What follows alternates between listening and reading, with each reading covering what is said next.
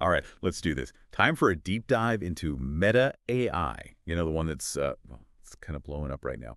Our mission to unpack what's Huge. got everyone buzzing, what this AI actually does, and honestly, why it matters to you, even if you're not one of the like 500 million people already on it. Our roadmap for this deep dive is an article from AI Magazine. It's called Meta AI, the social media AI tool that reached 500 million users. It really is pretty mind-blowing, you know? Just the sheer speed of it all. 500 million users in, what, 7 months Hmm? since it launched back in April. I mean, think about it. It took the internet itself, like, decades to reach that kind of global, Yeah, penetration. like 0 to 60 in the blink of an eye. So Yeah. is it just hype, or is there something more to this Meta AI thing? Well, I think one reason it's caught on so fast is how well it fits into the stuff we're already using, Right. right? Facebook, Instagram, WhatsApp, Messenger. It's right there in all of them, Yeah. ready to go. You don't need to download another app or anything. It just sort of, like, becomes part of what you're already doing. Right. Sneaking in through the back door while we're all looking at the front. Clever. So let's get down to brass tacks here. What can this AI actually do? I feel like a lot of folks still think of it as just like a chatbot, you know? Yeah. But this article, it suggests it's way more than that. Oh, yeah, it's definitely way more than just a chatbot. Like, imagine you're planning a weekend trip with some friends. Instead of bouncing between a million different travel sites, you could just have Meta AI right there in your Messenger group chat. It can pull up options, compare prices, even suggest activities based on what everyone's into, you know? Hold up, so it's like having like a superpowered travel agent right there in my chat. That's pretty wild. Exactly. And that's just one example. Let's say you're scrolling through Facebook and you come across a really dense news article. Instead of getting lost in all the details, you could ask Meta AI to summarize it for you, highlight the key points. It could even, like, explain a tricky concept to you, all without leaving the app. Okay, now this is starting to sound like something out of a sci-fi movie. Is it really that good? It's getting there, for sure. It uses a combination of natural language processing and machine learning, to actually understand what you need, and then it can access a ton of information to give you helpful answers. So it's not just like spitting out pre-programmed answers. It's actually learning and adapting as it goes. Exactly. And that's where things get even more interesting because Meta isn't just using AI to make our lives easier, right? They're also using it to, well, power their business model. The article mentions that over 15 million ads have been created using Meta's Gen AI tools. And AI, that sounds super techy. Can you break that down for us, for those of us who aren't programmers? Sure. Gen AI, it stands for generative AI, and it's basically algorithms that can make new content, right? Stuff like text, images, even music, all based on the data they've been trained on. So in this case, Meta's Gen AI tools are being used to crank out tons and tons of ads way faster and more efficiently than, humans ever could. 15 million ads made by AI. That's insane. But it kind of makes you think about the potential downsides too, right? Like, is this leading to even more targeted advertising? Even Yeah. like manipulating what we see and buy online? Yeah, I think that's a valid concern for sure. Think about how AI is used to personalize our feeds, right? It learns what we click on, what we like, what we spend time on, and then it uses all that info to show us more of the same stuff, which on one hand can make our online experience feel, more relevant to us. But on the other hand, it can create these like filter bubbles, Yeah. limiting what we see and potentially like reinforcing our biases. So like a digital echo chamber, constantly feeding us stuff that agrees with our existing beliefs. That's a little unsettling. It's something to keep in mind, for sure. And it's not just about ads and feeds either. The article also points out that Meta AI, well, it's not actually available everywhere. Specifically, it's been blocked in the EU. Really. So even with how fast it's growing, there are places where Meta AI is hitting a wall. Exactly. The EU has these really strict data privacy regulations, and they seem to have some concerns about how Meta AI handles user data. This absence from the EU, it could definitely limit Meta's global reach and maybe give competitors a chance to catch up. That's a huge development, especially when you consider how many people live in the EU, right? Yeah. It really suggests that there are different ideas out there about how AI should be, regulated. And those differences, they could have a big impact on the future of this technology. Absolutely. And it's not just about geography, it's about access too. Right now, there's no enterprise model for Meta AI, which means it's mostly for individuals. This raises some questions about whether we'll see businesses start using it and what kind of impact that'll have on the future of work. Could we see AI assistants in every office? Could they even replace certain jobs? Whoa, that's a whole other can of worms. But before we spiral into the future of work, let's stick with where Meta AI is right now. The article mentions they're already putting it into those Ray-Ban Meta smart glasses, right? Mm. And they're planning to bring it to their Meta Quest VR devices. Mm. That's way beyond just phones and computers. Right. It's like a glimpse into this future where AI is just integrated into every part of our lives, not just what we see on our screens, but how we actually experience the world around us. Imagine having an AI assistant constantly, like whispering in your ear, giving you information, directions, even telling you what to say in social situations. Yeah, that's both cool and kind of creepy at the same time. Mm-mm. But it definitely paints a picture of where things are headed. And that's exactly why it's so important to understand not just what this AI can do, but also like the bigger picture, the implications of it all. Well said. And that's what we're going to keep doing, right? We'll be back in just a moment to dive even deeper into the world of Meta AI. Don't go anywhere. Welcome back.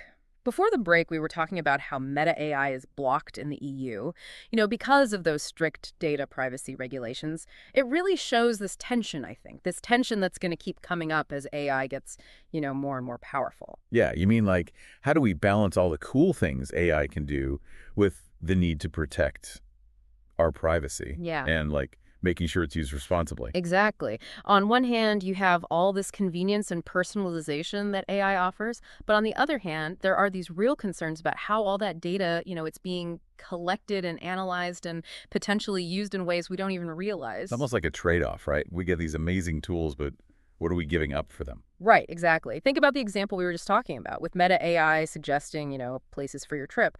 Sounds great, but what if those suggestions are being influenced by, like, advertising deals or partnerships Meta has? What if you're only seeing a limited set of options that benefit Meta, not necessarily what's actually best for you? That's a really good point.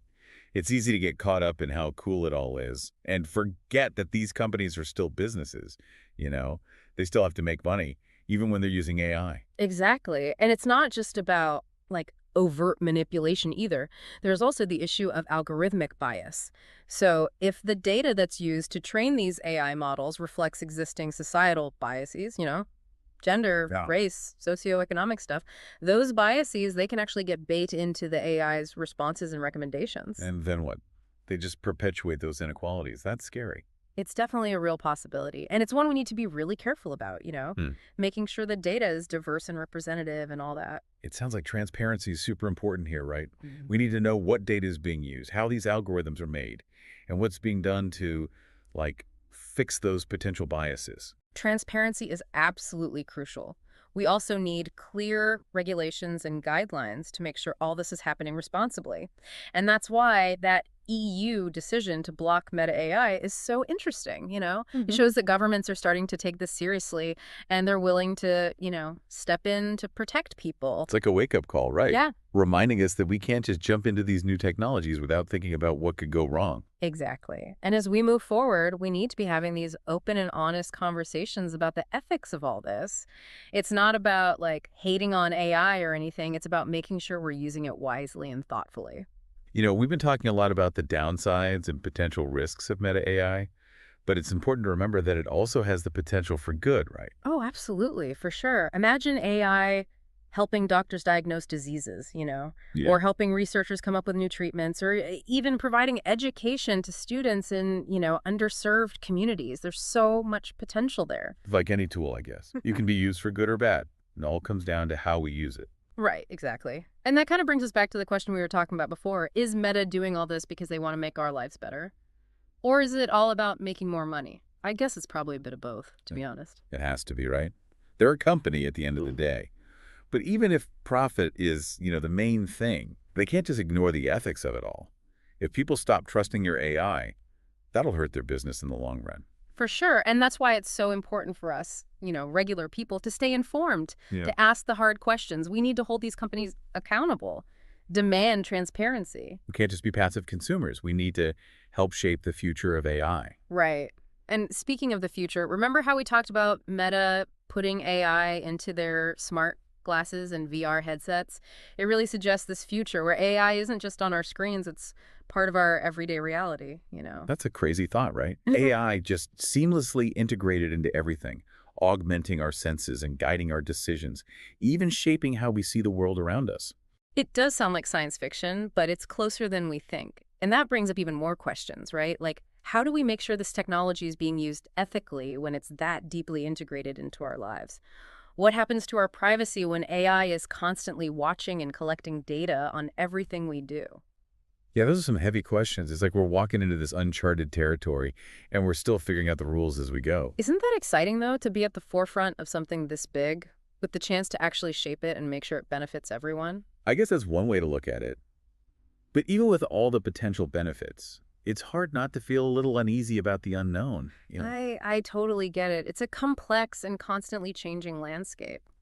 I think the key is to approach it with, like, a sense of wonder, but also a healthy dose of critical thinking. Wonder and critical thinking. I like that. That's a good motto for this whole AI thing. But before we get too philosophical here, let's come back to meta AI specifically. We've talked about a lot, from what it can do and its limitations to its impact on business and society. Hmm. But what do you think is the overall significance of this? Like, what does the rise of meta AI tell us about where AI is going? That's a great question. I think the success of Meta AI shows us that AI is no longer just this niche thing for like research labs and tech giants. It's becoming mainstream, accessible to tons of people, and it's quickly becoming a part of our digital lives. It's like AI is finally having its big debut, Yeah. and it's making quite an entrance. Exactly. And this is just the start. We'll definitely see AI becoming even more widespread in the next few years. It'll be impacting everything from how we shop and travel to how we learn and work. It's both exciting and a little overwhelming, right? To think about all the possibilities and all the potential problems. It's like we're on the edge of a new frontier. Not sure what we'll find, but ready to explore it. So here we are, Hmm.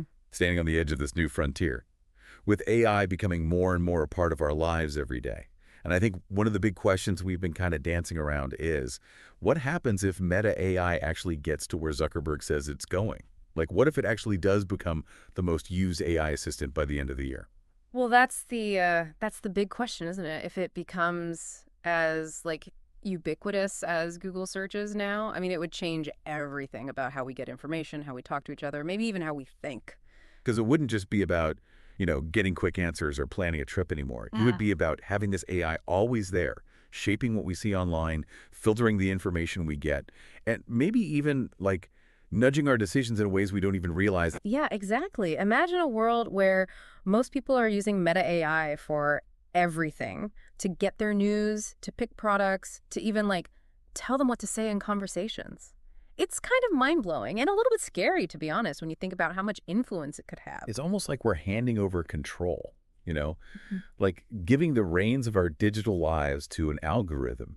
And even if that algorithm is super smart, it's still a product, right? Built by a company that has its own goals and wants to make money. Right, and that's why it's so important to be aware of the potential downsides. We need to be critical thinkers. We can't just believe everything this AI tells us. We have to question its recommendations, look for different perspectives, and make our own decisions. So it's not about like rejecting AI completely. It's about using it in a smart way, understanding its limits, Mm. being aware of its biases, and recognizing how it could be used to, manipulate us. Exactly. And it's about holding these companies accountable, demanding transparency. We need to know what data they're using, how they're building these algorithms, and what they're doing to prevent harm. It's almost like we need a whole new set of skills for the digital world, not just knowing how to use these tools, but also understanding how they work, what their weaknesses are, and how they could be used for good or bad. I think you're right. It's like a new kind of digital literacy. So as we wrap up this deep dive, I think the big takeaway is this. AI is here and it's going to change everything. But the future of AI, it's not set in stone. It's up to us, as individuals and as a society, to guide its development, to make sure it's used responsibly, and to ensure it benefits everyone. That's a great way to put it. Well, thanks for joining us on this deep dive into the world of Meta AI. It's been a fascinating journey and honestly, a little bit unsettling at times. But one thing's for sure, this is just the start of the conversation. Absolutely. As AI keeps evolving, we're going to face new questions and challenges. But by staying informed, staying engaged, and thinking critically, I think we can navigate this new world with both excitement and a healthy dose of caution. Until next time, keep exploring, keep asking questions, and keep diving deep.